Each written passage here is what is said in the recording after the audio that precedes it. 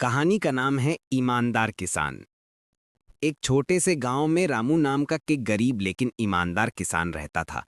उसके पास ज्यादा जमीन नहीं थी, बस एक छोटा सा खेत और दो बैल थे। लेकिन मेहनत करने में वो कभी पीछे नहीं हटता था। चाहे गर्मी हो या सर्दी, बारिश हो या धूप, रामू हर दिन खेत में काम करता। एक साल गांव में बहुत कम बारिश हुई। कई किसानों की फसल सूख गई और वे कर्ज में डूब गए। रामू की हालत भी कुछ अलग नहीं थी, लेकिन उसने हिम्मत नहीं हारी।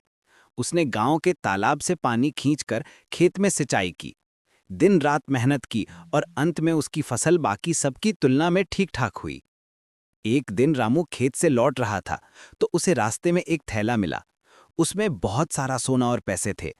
रामू हैरान हो गया। उसके मन में कई ख्याल आए। अगर मैं ये रख लूं तो मेरी सारी परेशानी खत्म हो जाएगी।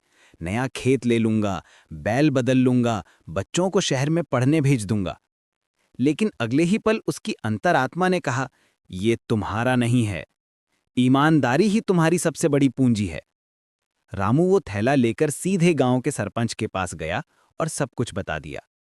कुछ घंटों बाद एक व्यापारी सरपंच के पास आया, जो रास्ते में अपना थैला खो बैठा था। जब उसे उसका थैला वापस मिला तो उसकी आंखों में आंसू आ गए। उसने रामू को इनाम देना चाहा, लेकिन रामू ने कहा, मुझे कुछ नहीं चाहिए, बस आप आगे से थैला अच्छी तरह बांध कर रखा कीजिए।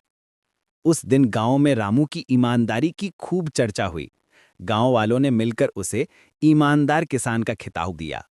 और सबसे बड़ी बात, व्यापारी ने गांव के पास एक नहर खुदवाने में मदद की, जिससे सभी किसानों को पानी मिलने लगा।